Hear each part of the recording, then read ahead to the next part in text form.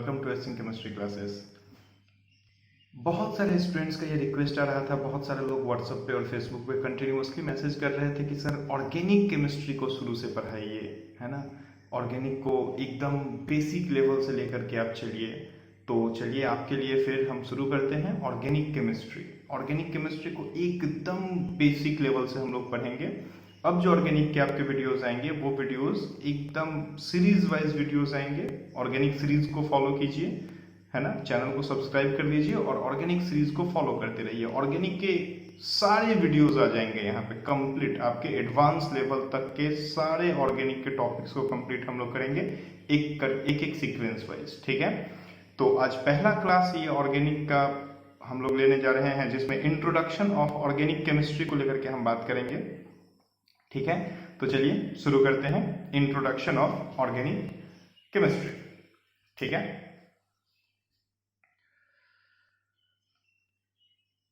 अगर हम लोग ऑर्गेनिक के हिस्ट्री को देखें, एकदम हिस्ट्री से शुरू करते हैं, तो 1967 में निकोलस लैमरी एक आदमी थे, एक साइंटिस्ट थे। निकोलस लैमरी ने केमिकल सबस्टेंस को तीन पार्ट में डिवाइड किया। केमिकल सबस्टेंस को तीन पार्ट में डिवाइड किया। उनकी ये जो क्लासिफिकेशन थी वो बेस्ड ऑन द सोर्स थी, सोर्स के बेसिस पे, ठीक है।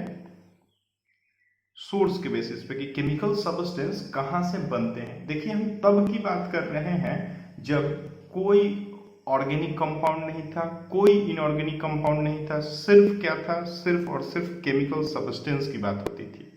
लोगों को ऑर्गेनिक इनऑर्गेनिक के बारे में कुछ भी नहीं पता था, है ना, 1675 में, ठीक है।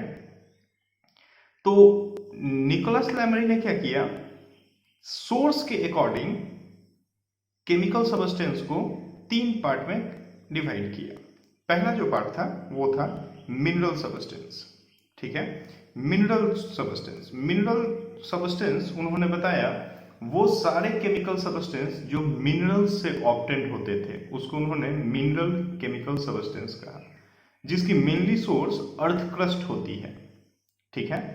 तो पहला केमिकल सबस्टेंस उन्होंने क्या बताया, mineral substance which are obtained from the minerals like gold, silver, iron etcetera. दूसरा केमिकल सबस्टेंस उन्होंने जो बताया वो था वेजिटेबल केमिकल सबस्टेंस, मतलब all those chemical substance which obtained from the plants or vegetables are called vegetable chemical substance, ठीक है। तो which are obtained from the vegetables like sugar, citric acids etc, okay। And the third one is animal chemical substance which are obtained from the animals like albumin, gelatin etc, okay। तो Nicholas लैमरी ने सबसे पहला जो classification किया chemical substance का, वो chemical substance का classification on the basis of source हुआ। On the basis of source तीन तरह का, मिनरल, वेजिटेबल और प्लांट और एनिमल, ठीक है। इसके बाद इसमें एक प्रॉब्लम आया। प्रॉब्लम ये आया कि जब नए केमिकल सबस्टेंस और डिस्कवर्ड हुए और बहुत सारे जब केमिकल सबस्टेंस आए तो ऐसे बहुत केमिकल सबस्टेंस का लिस्ट बन गया जिन केमिकल सबस्टेंस का सोर्स वेजिटेबल और एनिमल दोनों ही था। वेजिटेबल और एनिमल दोनों ही उसके सोर्स थे। बहुत सारे ऐसे केमिकल सबस्टेंस जो प्लांट से भी मिलता था, जो एनिमल से भी मिलता था।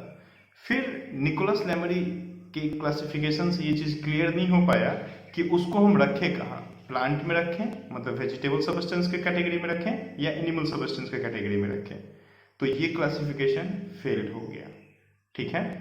और इस क्लासिफिकेशन को थोड़ा अपडेट किया गया और अपडेट करके क्या बोला गया कि केमिकल सबस्टेंस को अगेन दो कैटेगरीज में डिवाइड किया गया। पहला जो कैटेगरी बनाया गया वो था ऑर्गेनिक कंपाउंड्स और दूसरा जो कैटेगरी बनाया गया वो था इनऑर्गेनिक कंपाउंड्स, ठीक है। क्या हो गया था भाई, निकोलस लैमरी के क्लासिफिकेशन के बाद क्या हो गया था, ध्यान से सुनते रहिएगा। After some time when many of the chemical substance were discovered, it was found that some of them can be obtained from both, yes, vegetable and animal, can be obtain from both vegetable and animal. अब Lemery's Nicholas का जो classification था उसके according वो ये clear नहीं कर पाए कि इसको कहाँ रखा जाएगा, वेजिटेबल में या एनिमल में। तो ये क्लासिफिकेशन, निकोलस लेमरे की क्लासिफिकेशन क्या हो गई, फेल्ड हो गई। और फिर एक नए क्लासिफिकेशन को लाया गया, जो क्लासिफिकेशन क्या बताया कि केमिकल सब्सटेंस जो होते हैं वो उनको दो टाइप में डिवाइड किया गया। पहला टाइप क्या रखा गया, ऑर्गेनिक, और दूसरा टाइप क्या रखा गया, इनऑर्गेनिक, राइट। तो ऑर्गेनिक एंड इनऑर्गेनिक दो कैटेगरीज को बनाया गया। ऑर्गेनिक के कैटेगरीज में रखा गया कि वो सारे केमिकल सब्सटेंस को ऑर्गेनिक केमिकल सब्सटेंस बोला गया जिनका सोर्स, जी हाँ फिर से सोर्स के अकॉर्डिंग ही क्लासिफाई हुआ। दूसरा भी, जिनकी सोर्स लिविंग ऑर्गेनिजम्स थी, उन केमिकल सब्सटेंस को ऑर्गेनिक केमिकल सब्सटेंस बोला गया जिनकी सोर्स क्या थी, लिविंग थी, लिविंग ऑर्गेनिज्म जिनकी सोर्स है, ठीक है। तो लिविंग ऑर्गेनिज्म जिन केमिकल सब्सटेंस की सोर्स है उन केमिकल सब्सटेंस को ऑर्गेनिक केमिकल सब्सटेंस बोला गया। और जिनका सोर्स क्या था, जिनका सोर्स नॉन लिविंग था, जिन जो अर्थ क्रस्ट से मिलते थे उनको इनऑर्गेनिक केमिकल सब्सटेंस बोला गया। वो इनऑर्गेनिक केमिकल सब्सटेंस हो गया, मतलब कि लिविंग्स को छोड़ करके बाकी जो भी केमिकल सब्सटेंस जहां से भी मिलेगा उन सारे केमिकल सब्सटेंस को हम लोग क्या बोल देंगे, inorganic chemical substance. Mainly source क्या था, अर्थ क्रस्ट इसका मेनली सोर्स था। ये जो अदर सोर्स बताया गया वो क्या था, अर्थ क्रस्ट, ठीक है। चलिए, तो ये एक क्लासिफिकेशन आया जिसमें पहली बार ऑर्गेनिक वर्ड को यूज किया गया। पहली बार ये बताया गया कि ऑर्गेनिक कुछ होता है। क्या होता है ऑर्गेनिक, वो सारे केमिकल सब्सटेंस जो केमिकल सब्सटेंस को हम लोग लिविंग ऑर्गेनिज्म से बना सके उसको क्या बोला गया था, जी हाँ क्या बोला गया था, ऑर्गेनिक केमिकल सब्सटेंस, ठीक है। लेकिन एक प्रॉब्लम आया। प्रॉब्लम क्या आया कि बहुत सालों तक तो ये क्लासिफिकेशन चलते रहा, है ना, लेकिन अराउंड 1850s तक ये क्लासिफिकेशन चलते रहा। 1850s में बर्जीलियस नाम के एक साइंटिस्ट ने क्या देखा कि जितने भी केमिकल सब्सटेंस है, जितने भी ऑर्गेनिक केमिकल सब्सटेंस है, वो सारे केमिकल सब्सटेंस 1850 तक लैब में नहीं बनाया जा सका था।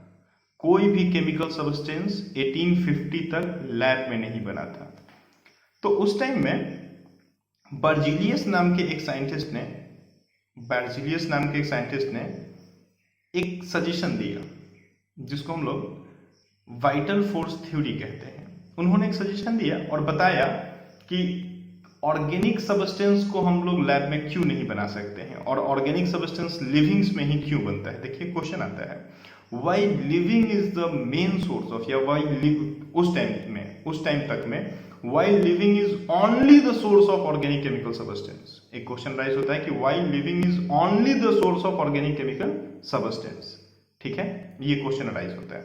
तो बर्जीलियस इसका आंसर देने के लिए एक 1850 में एक थ्योरी को डेवलप करते हैं, वाइटल फोर्स थ्योरी, और वो बोलते हैं कि लिविंग ऑर्गेनिजम्स के अंदर में एक तरह का मिस्टीरियस फोर्स होता है। क्या होता है भाई, एक तरह का मिस्टीरियस फोर्स होता है। कहाँ पे होता है, लिविंग ऑर्गेनिजम्स में होता है। क्या होता है भाई, लिविंग ऑर्गेनिजम्स में एक तरह का मिस्टीरियस फोर्स होता है, and that force is responsible to produce any type of organic chemical substance in the livings, ठीक है।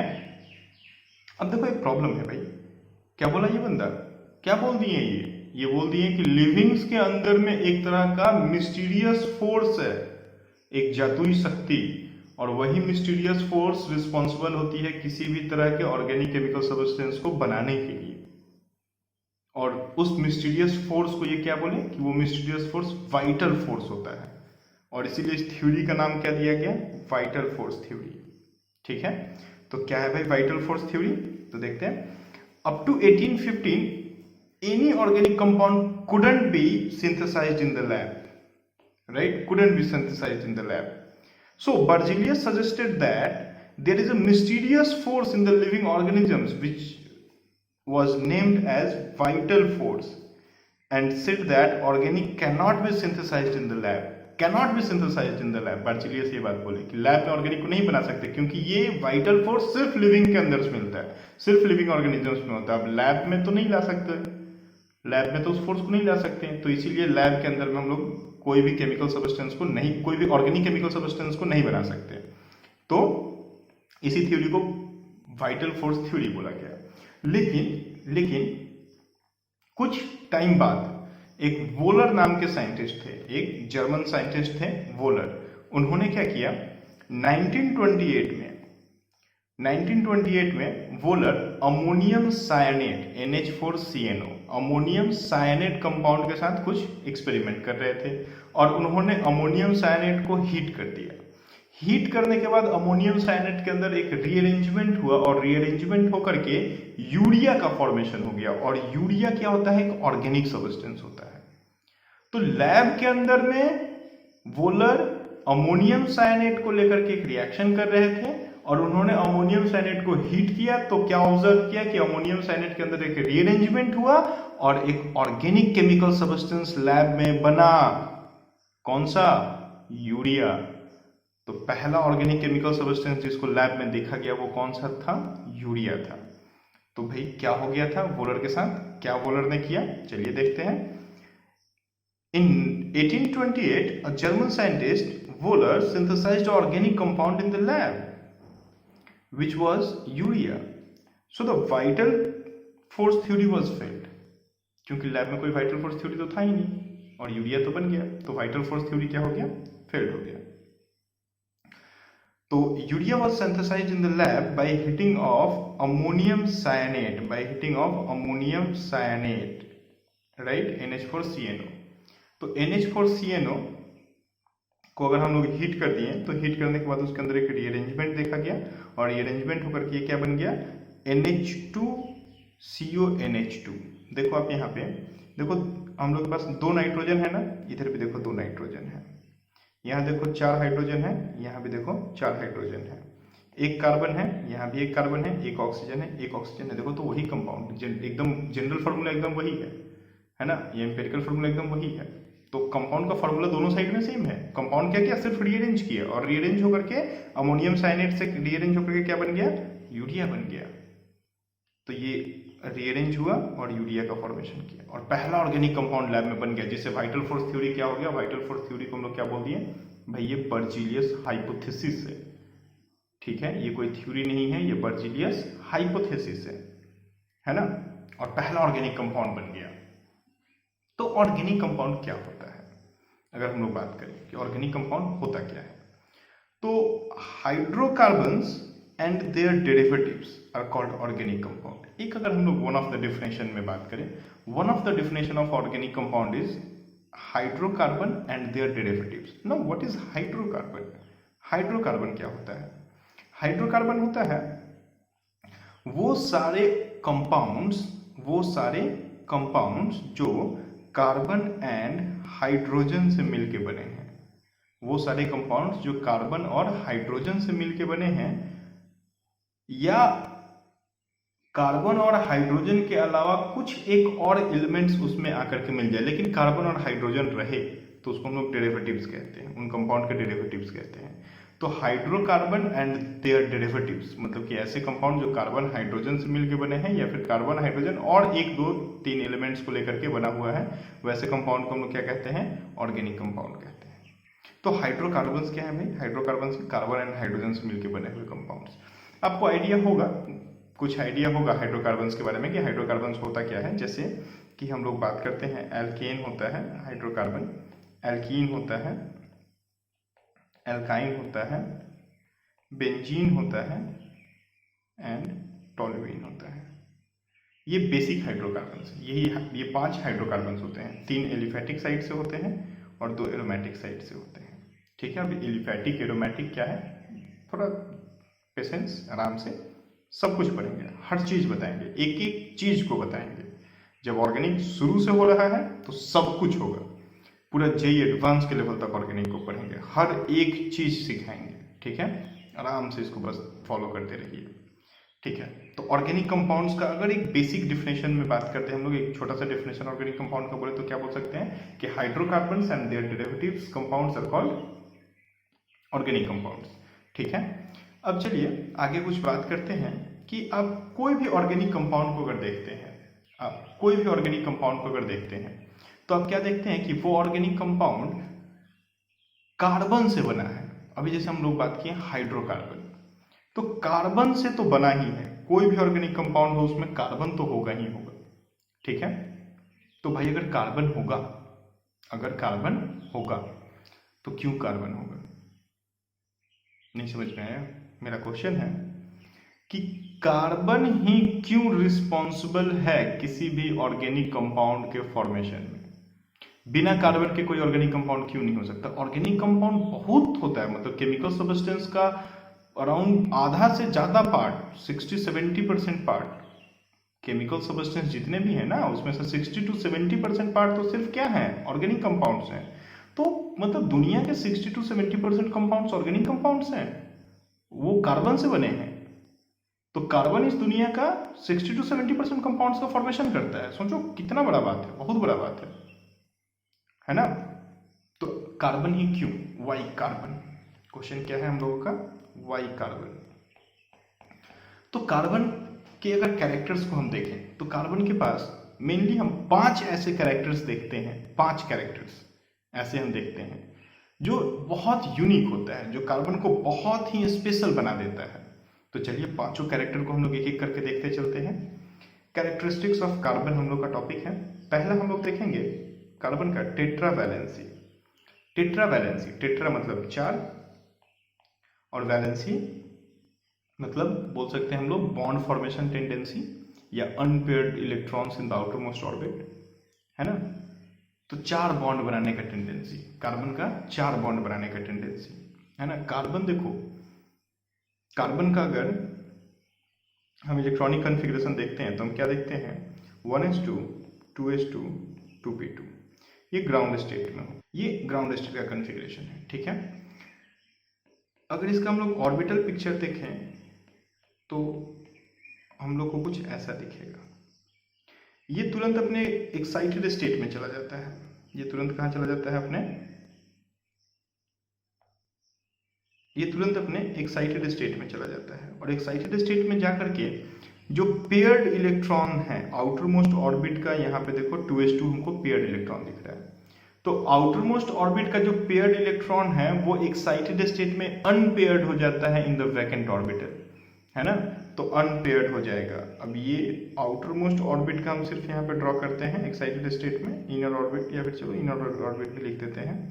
तो ये देखो जो उसका पेयर्ड इलेक्ट्रॉन था वो अनपेयर्ड हो गया, यहाँ से इलेक्ट्रॉन निकल के यहाँ पे चला गया। तो पेयर्ड इलेक्ट्रॉन क्या हो गया? अनपेयर्ड हो गया। अब इसके पास 4 अनपेयर्ड इलेक्ट्रॉन्स रहते हैं, 4 अनपेयर्ड इलेक्ट्रॉन्स हैं, और 4 अनपेयर्ड इलेक्ट्रॉन्स है तो 4 कोवैलेंसी भी है। ठीक है।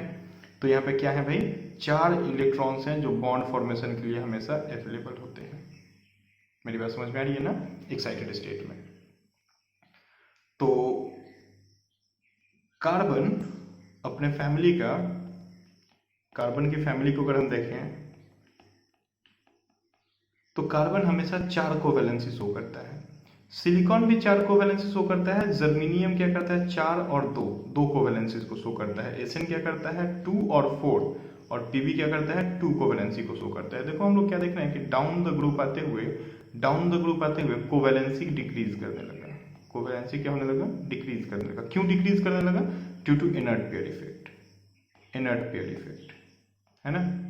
इनर्ट पेयर इफेक्ट की वजह से, मतलब कि जब भी हम डाउन द ग्रुप आते हैं, इनर्ट पेयर इफेक्ट इंक्रीज करने लगा तो कोवैलेंसी डिक्रीज करने लगा। क्या होता है inert pair effect? Inert pair of effect होता है कि कभी भी जब हम लोग डाउन द ग्रुप आते हैं तो एटम का साइज इंक्रीज करता है, और जब साइज इंक्रीज करता है तो आउटर मोस्ट ऑर्बिट का अनपेयर्ड होने का टेंडेंसी बढ़ जाता है। देखो नाम है इनर्ट पेयर इफेक्ट। जो आउटर मोस्ट ऑर्बिट में जो पेयर्ड इलेक्ट्रॉन है ना, ये पेयर्ड इलेक्ट्रॉन्स इनर्ट होने लगते हैं।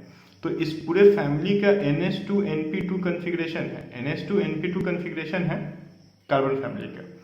NH2 वाले जाकर के नीचे की तरफ जाते हुए इनर्ट होने लगते हैं, तो सिर्फ Np2 अवेलेबल होता है। अब सिर्फ जब Np2 अवेलेबल होगा तो 2 कोवैलेंसी नीचे की तरफ हमको दिखता है। और ऊपर की तरफ हमको हमेशा 4 कोवेलेंसी दिखते हैं, तो कार्बन हमेशा कितना कोवेलेंसी शो करेगा? 4। क्लियर है मेरी बात? तो कार्बन अपने फैमिली में इकलौता ऐसा है जो 4 कोवेलेंसी ऑलवेज शो करेगा। सिलिकॉन भी करता है, लेकिन कार्बन बहुत अच्छे से, बहुत ही कम टेम्परेचर पे अपने एक्साइटेड स्टेट में आ जाता है। अगर आप यहाँ पे बाकी पीरियोडिक टेबल के ग्रुप्स को देखोगे तो आप क्या देखोगे? यहाँ पे जैसे लिथियम है, बेरिलियम है, बोरॉन है, कार्बन है, नाइट्रोजन है, ऑक्सीजन है, फ्लोरीन है। देखो ये +1 शो करता है, ये +2 शो करता है, ये 3 शो करता है, या +3 बोल दो, ये 4 शो करता है, ये 3 शो करता है, ये 2 शो करता है, ये 1 शो करता है। देखो कार्बन इकलौता है जो 4 शो करता है। कार्बन फैमिली हमेशा 4 शो करता है। इसके पास 4 इलेक्ट्रॉन्स आउटर मोस्ट ऑर्बिट में होते हैं जो बॉन्डिंग में पार्टिसिपेट कर सकते हैं। और कार्बन फैमिली में बाकी लोग जो होते हैं, कार्बन फैमिली में जो बाकी लोग हैं, बाकी लोगों की तो बात अभी हम लोग किए हैं। बाकी लोगों का तो बात अभी हम लोग किए कि इन बाकी 5 में भी सबसे ज्यादा कौन शो करता है? कार्बन। तो कार्बन फिर पूरे पीरियोडिक टेबल का इकलौता ऐसा एलिमेंट बन जाता है जो हमेशा क्या शो करेगा? टेट्रा कोवेलेंसी शो करेगा। इकलौता ऐसा जो टेट्रा कोवेलेंसी शो करेगा। तो ये बहुत ही यूनिक कैरेक्टर उसकी होती है। क्लियर है मेरी बात? Tetra covalency of carbon. दूसरी हम लोग बात कर दें, कार्बन की दूसरी जो प्रॉपर्टी है वो है tendency to form multiple bonds. Carbon multiple bonds बना सकता है। अब मल्टीपल बॉन्ड्स तो बहुत लोग बना सकते हैं, लेकिन कार्बन बहुत अलग बनाता है। कार्बन एक दूसरे कार्बन के साथ में सिंगल बॉन्ड से जुड़ सकता है, डबल बॉन्ड से जुड़ सकता है, ट्रिपल बॉन्ड से जुड़ सकता है और डाइन बॉन्ड से भी जुड़ सकता है।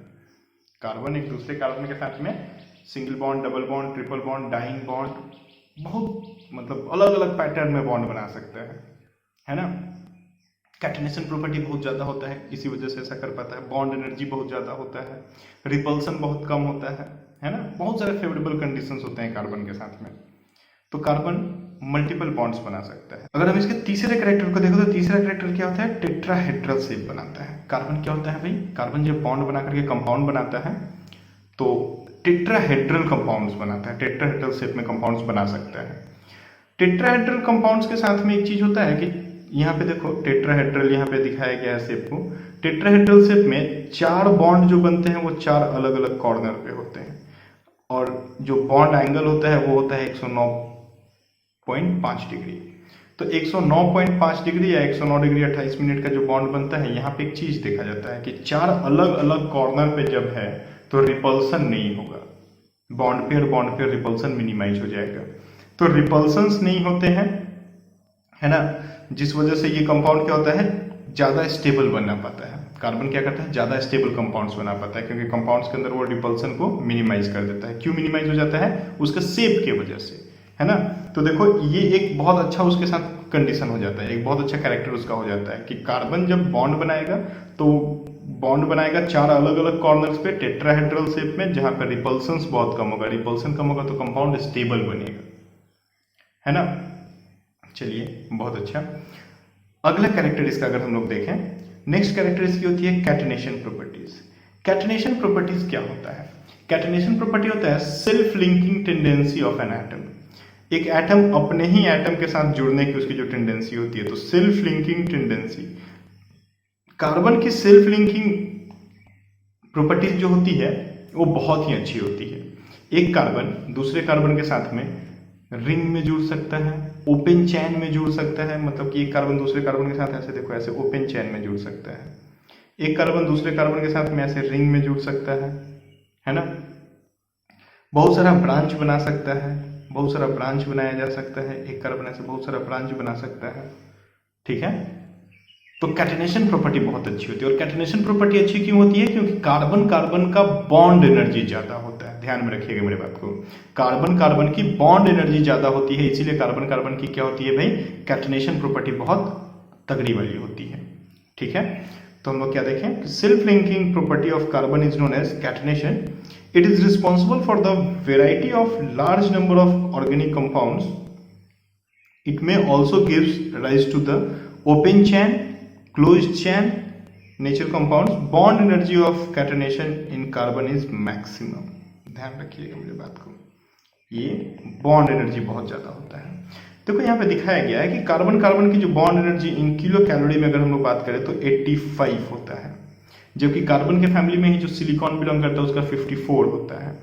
कार्बन के ठीक बगल में नाइट्रोजन है जहाँ पे लोन पेयर ऑफ इलेक्ट्रॉन आ जाता है, तो लोन पेयर आने की वजह से क्या होता है, रिपल्सन शुरू होने लगता है। तो देखो रिपल्सन होता है तो बॉन्ड एनर्जी कम हो जाएगा 39। अब कार्बन के फैमिली, नाइट्रोजन के फैमिली में ही फॉस्फोरस को देख लो, फॉस्फोरस के पास क्या होता है 55, थोड़ा साइज बड़ा हो जाता है इसलिए बॉन्ड एनर्जी थोड़ा इंक्रीज कर जाता है। तो अब देखो यहाँ पे क्या है भाई, कार्बन कार्बन का बॉन्ड एनर्जी बहुत ज़्यादा होता है। अब कार्बन कार्बन का बॉन्ड एनर्जी ज़्यादा है तो कार्बन के साथ ये जो बॉन्ड्स बनते हैं बहुत सारे पैटर्न में, ये जो बॉन्ड्स हम लोग देख रहे हैं बहुत सारे पैटर्न में जो बॉन्ड्स बन रहे हैं, ये बॉन्ड्स क्या हो जाएंगे भाई, बहुत स्टेबल बॉन्ड्स बनेंगे। तो कार्बन की कैटेनेशन प्रॉपर्टी बहुत ही यूनिक होती है। कार्बन के जैसा कैटेनेशन प्रॉपर्टी किसी का नहीं होता है, किसी भी फैमिली का नहीं होता है। ठीक है, चलिए कैटेनेशन प्रॉपर्टी की बात हो गई। अब जो बात होगा वो है hybridization of carbon. Hybridization of carbon को लेकर के, हाइब्रिडाइजेशन क्या होता है? हाइब्रिडाइजेशन होता है mixing of different atomic orbitals to form a hybrid orbital is called hybridisation. तो the atomic orbitals of different shape but almost equal energies, obvious different shape but almost equal energies blend up to give the same number of new orbits, same number of new orbit। ये जो new orbits बनते हैं ना, ये new orbits को हम लोग hybrid orbit कहते हैं। क्या कहते हैं? हाइब्रिड ऑर्बिट कहते हैं, है ना, of another shape, hybrid orbit of another shape. Hybrid orbit का जो शेप होता है वो डम्बल शेप का होता है, ऐसा होता है dumbbell shape, and with identical energies. जितने भी हाइब्रिड ऑर्बिटल्स बनते हैं वो हाइब्रिड ऑर्बिटल्स का जो एनर्जी होता है वो सेम होता है। ये आप हाइब्रिडाइजेशन टॉपिक में जाकर के देख लेना, मैंने ऑलरेडी वीडियो हाइब्रिडाइजेशन का डाल के रखा है, तो हाइब्रिडाइजेशन का वीडियोस यूट्यूब के ऊपर अवेलेबल है मेरा, देख लीजिएगा। वहाँ पे हाइब्रिडाइजेशन को बहुत अच्छे से बताया गया है। हाइब्रिडाइजेशन से रिलेटेड बहुत सारे क्वेश्चंस बनाए गए हैं, प्रीवियस ईयर आईआईटीज के बहुत सारे क्वेश्चंस को भी डिस्कस किया गया है।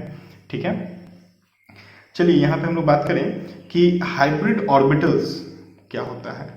Hybrid orbitals is equal to, हम लोग कैसे निकाल सकते हैं हाइब्रिड ऑर्बिटल्स को, sigma, number of sigma bond plus lone pair on the central atom, number of sigma bond plus lone pair on the central atom. ध्यान रखिएगा, कभी भी अगर हाइब्रिड ऑर्बिटल निकालना है तो number of sigma bond plus lone pair. और एक बात को ध्यान रखिएगा कि pi bond never participate in hybridization. Pi bond कभी कोई रोल प्ले नहीं करता है हाइब्रिडाइजेशन में। तो hybrid orbital is equal to क्या हो जाएगा, sigma bond plus lone pair. और कार्बन में लोन पेयर होता है क्या?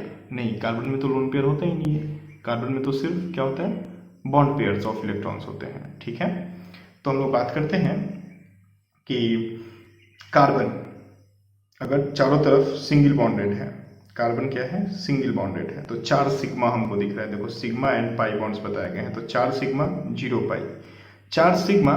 तो देखो हम लोग क्या बोलते हैं, hybrid orbital is equal to sigma plus lone pair. तो सिग्मा हम लोग का कितना हो गया, 4 हो गया। सिग्मा कितना हो गया, 4। लोन पेयर क्या है, हमेशा 0। तो सिग्मा अगर 4 हो जाएगा तो हाइब्रिड ऑर्बिटल 4, और हाइब्रिड ऑर्बिटल 4 तो हाइब्रिडाइजेशन sp3। हाइब्रिडाइजेशन sp3 तो बॉन्ड एंगल 109.5 डिग्री और शेप क्या होता है, टेट्राहेड्रल। ऐसे ही अगर यहाँ पे 2 सिग्मा, 3 सिग्मा और 1 पाई अगर हो गया, 3 सिग्मा और 1 पाई हो गया, देखो तीनों सिग्मा को मैंने ब्लू से अंडरलाइन कर दिया, 3 सिग्मा और 1 पाई हो गया, तो हाइब्रिडाइजेशन क्या हो जाएगा, अब हाइब्रिडाइजेशन हो जाएगा 3 + 0, 3 + 0 मतलब 3, 3 मतलब sp2 है ना, 0 लोन पेयर और 3 बॉन्ड पेयर। तो यहाँ पे जब sp2 होगा तो 120 डिग्री इसका बॉन्ड एंगल होता है। ठीक है, 120 डिग्री बॉन्ड एंगल होता है, और 120 डिग्री बॉन्ड एंगल पे क्या होता है, प्लेनर या ट्राइगोनल शेप में आता है कंपाउंड, है ना। अगर यहाँ पे 2 सिग्मा हो जाए, 2 सिग्मा और 2 पाई हो जाए, देखो 2 सिग्मा प्लस 2 पाई, तो हाइब्रिडाइजेशन क्या हो जाएगा, 2 + 0, 2 + 0 मतलब 2, 2 मतलब हाइब्रिड ऑर्बिटल अगर 2 हो गया तो हाइब्रिडाइजेशन क्या हो जाएगा, sp हाइब्रिडाइजेशन, तो बॉन्ड एंगल क्या हो जाएगा 180, और कंपाउंड कैसा रहेगा, लीनियर शेप में रहेगा। और साथ ही साथ यहाँ पे एक और चीज पे ध्यान दीजिएगा कि यहाँ पे अगर कंपाउंड डाइइन में है, जैसे ये कंपाउंड क्या है, डाइइन कंपाउंड है, राइट, डाइइन में है, तो यहाँ पे भी क्या होता है, 2 सिग्मा और 2 पाई हमको दिख रहा है, 2 सिग्मा 2 पाई दिखेगा तो क्या हो जाएगा, 2 + 0 2 हाइब्रिड ऑर्बिटल मतलब हाइब्रिडाइजेशन sp, और हाइब्रिडाइजेशन sp तो 180 डिग्री बॉन्ड एंगल, और शेप क्या होगा, लीनियर होगा। क्लियर है मेरी बात? यहां से पता है एक चीज आपको बताते हैं, IIT 2012 यहां से क्वेश्चन पूछा है इस पे, ये डाइन पे, और ये पूरे हाइब्रिडाइजेशन टॉपिक में मोर than 10 questions on organic compound, अलग अलग डिफरेंट एग्जाम्स, मतलब कि मेंस में और नीट में पूछा गया है। More than 10 compounds hybridization of organic compounds के ऊपर में, और वहाँ पे सिर्फ यही फॉलो होता है, सिर्फ ये फॉलो होता है, hybrid orbital is equal to sigma bond plus lone pair.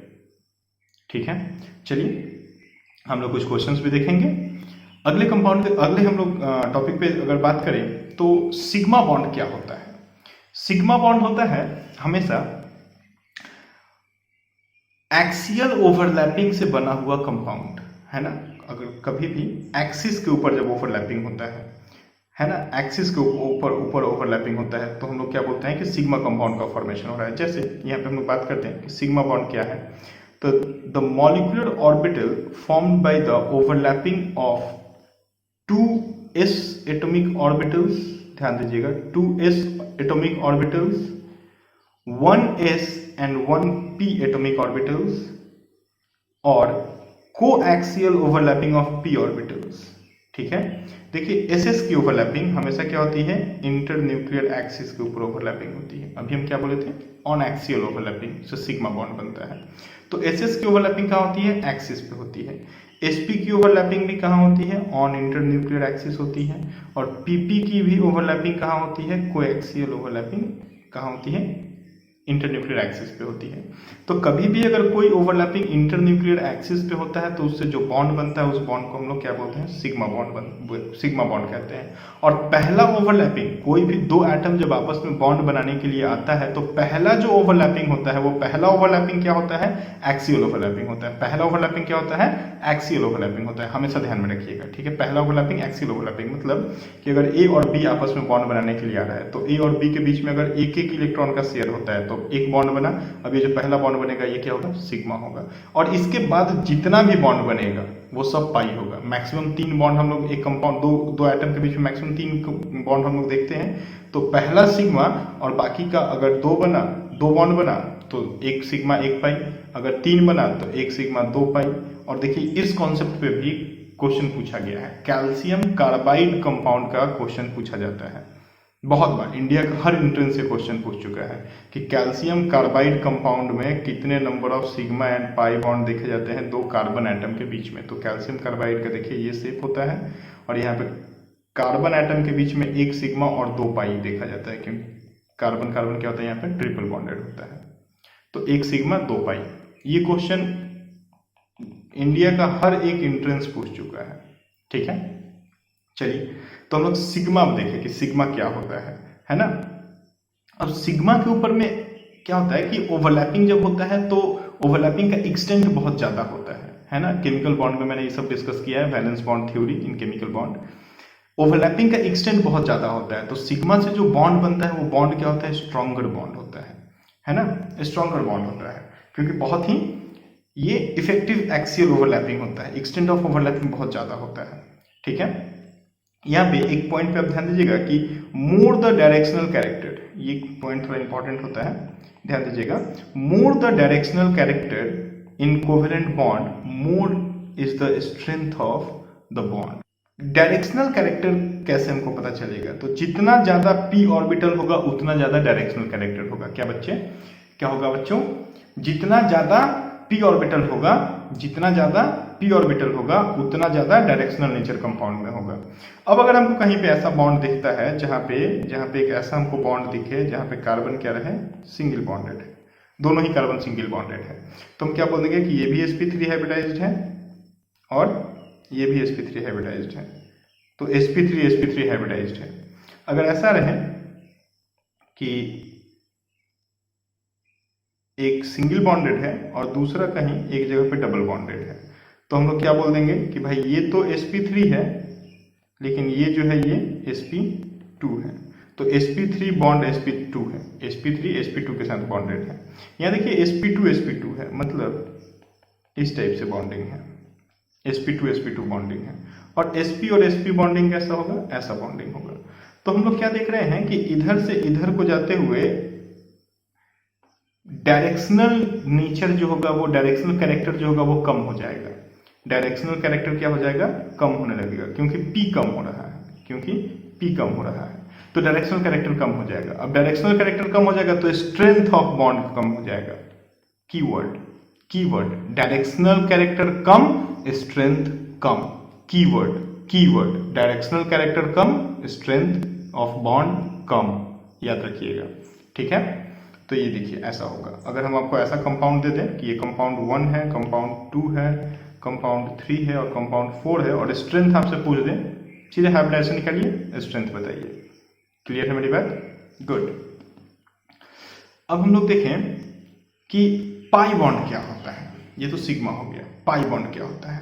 तो पाई बॉन्ड हमेशा होता है सिग्मा एक्सियल ओवरलैपिंग से बनता है और पाई हमेशा लेटरल ओवरलैपिंग से बनता है। मतलब कि इंटरन्यूक्लियर, ये जो इंटरन्यूक्लियर एक्सिस है, इंटरन्यूक्लियर एक्सिस का ये जो लेटरल एरिया है ना, इस लेटरल एरिया में जब ओवरलैपिंग होता है, लेटरली ओवरलैपिंग जब होता है, ये न्यूक्लियस और ये लेटरल एरिया, जब लेटरल एरिया का ओवरलैपिंग होता है तो पाई बॉन्ड का फॉर्मेशन होता है। Lateral overlapping always gives rise to pi bond, ठीक है।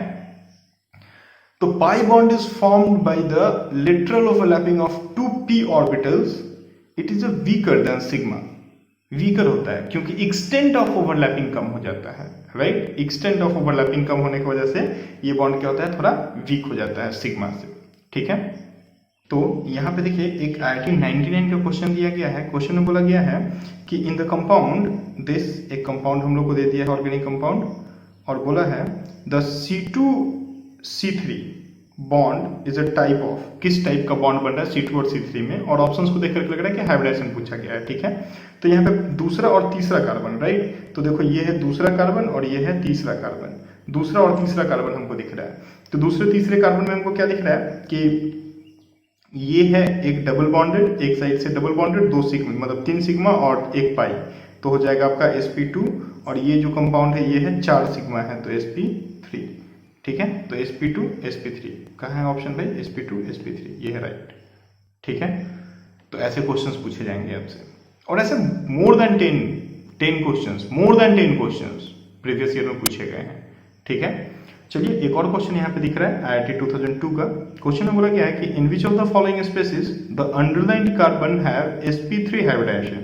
अच्छा चलिए ठीक है, देखते हैं। पहला है CH3COOH, एसिटिक एसिड बनाया गया है। तो एसिटिक एसिड कैसा होता है, CH3C डबल बॉन्ड OOH। यहाँ देखिए हमको क्या दिख रहा है, हमको दिख रहा है 3 सिग्मा दिख रहा है और 1 पाई दिख रहा है। तो 3 सिग्मा है, इसका मतलब है कि 3 हाइब्रिड ऑर्बिटल होगा, और 3 हाइब्रिड ऑर्बिटल होगा। देखो ये अंडरलाइन कार्बन है, तो यहाँ पे 3 सिग्मा है और 3 हाइब्रिड ऑर्बिटल है, तो हाइब्रिडाइजेशन क्या हो जाएगा, sp2। तो A नहीं है। दूसरे पे हम लोग बात कर दें कि CH3C, ये अंडरलाइन कार्बन है, इसके ऊपर में H2 है, 2 H2 है, तो ठीक है 2 H2 है और यहाँ पे OH है। तो हमको क्या दिख रहा है कि भाई ये क्या बना रहा है, ये इधर इधर इधर इधर 4 सिग्मा है। तो हमको क्या दिख रहा है यहाँ पे कि 4 सिग्मा है और 4 सिग्मा है, तो हाइब्रिडाइजेशन क्या हो जाएगा, sp3। तो ये है मेरा सही आंसर। यहाँ पे आप देखिए, तो यहाँ पे C ऑप्शन में देखेंगे तो C डबल बॉन्ड O है, यहाँ पे C डबल बॉन्ड O, इधर एक CH3 है और इधर एक CH3 है। तो यहाँ पे हमको 3 सिग्मा दिखेगा, 3 सिग्मा दिखेगा, 1 सिग्मा यहाँ, 1 सिग्मा यहाँ और 1 सिग्मा यहाँ। तो 3 सिग्मा दिखेगा, तो हाइब्रिडाइजेशन क्या हो जाएगा, sp2। और यहाँ पे हमको क्या दिखेगा, यहाँ पे ये अंडरलाइन कार्बन है, तो इसमें देखिए 1 सिग्मा, 2 सिग्मा और एक हाइड्रोजन का सिग्मा है, 3 सिग्मा, तो हाइब्रिडाइजेशन sp2। तो ये एक ऐसा कंपाउंड है जहाँ पे हाइब्रिडाइजेशन हमको क्या दिख रहा है, sp3। तो B is the right one, ठीक है। तो ऐसे करके क्वेश्चंस पूछेंगे और आपको करना है, और थोड़ा प्रैक्टिस कीजिए, बनेगा क्यों नहीं बनेगा। हाइब्रिडाइजेशन टॉपिक को भी पढ़िए साथ में। ऑर्गेनिक में पढ़ के तो हाइब्रिडाइजेशन का क्वेश्चन आप इतना स्पीडली सॉल्व नहीं कर सकते जितना इजीली हम कर दिए। आपको क्या करना है, हाइब्रिडाइजेशन पढ़ना है, ऑर्गेनिक पढ़ना है, सब पढ़ना है। सब पढ़ने के बाद क्वेश्चंस पूछा जाएगा ना, एग्जाम तो लास्ट में होगा। लास्ट तक तो आप सब कुछ पढ़ करके एकदम, मतलब भोजपुरी में बोलते हैं पढ़ लिख के भमीरा हो गई है, तो अब तो एकदम भमीरा हो ही जाओगे पढ़ लिख के, ठीक है। चलो अगला टॉपिक की तरफ हम लोग ध्यान दें, तो वो है क्लासिफिकेशन ऑफ ऑर्गेनिक कंपाउंड। ये तो ऑर्गेनिक कंपाउंड हम लोग देखें कि ऑर्गेनिक, अब तक हम लोग क्या क्या देखें, एक बार थोड़ा कंक्लूड कर दें। ऑर्गेनिक कंपाउंड में अब तक हम लोग देखे हैं कि ऑर्गेनिक कंपाउंड कैसे बना, क्या होता है, ठीक है, और कैसे कैसे ऑर्गेनिक कंपाउंड के बारे में आगे लोग पढ़ते गए। कार्बन क्यों ऑर्गेनिक कंपाउंड का फॉर्मेशन करता है, कार्बन के पास क्या क्या ऐसे यूनिक कैरेक्टर्स होते हैं। कार्बन के हम लोग 5 यूनिक कैरेक्टर्स को देख लिए। पहला जो कार्बन का कैरेक्टर हम लोग देखें वो क्या था, टेट्रावैलेंसी। दूसरा हम लोग देखें मल्टीपल बॉन्ड फॉर्मेशन टेंडेंसी। तीसरा हम लोग देखें उसका शेप, टेट्राहेड्रल शेप बनाता है ना। चौथा हम लोग उसकी कैटिनेशन प्रॉपर्टी को देखें। पांचवा उसका हाइब्रिडाइजेशन देखें, और हाइब्रिडाइजेशन में हम देखें कि वो बहुत सारा टाइप का हाइब्रिडाइजेशन शो कर सकता है।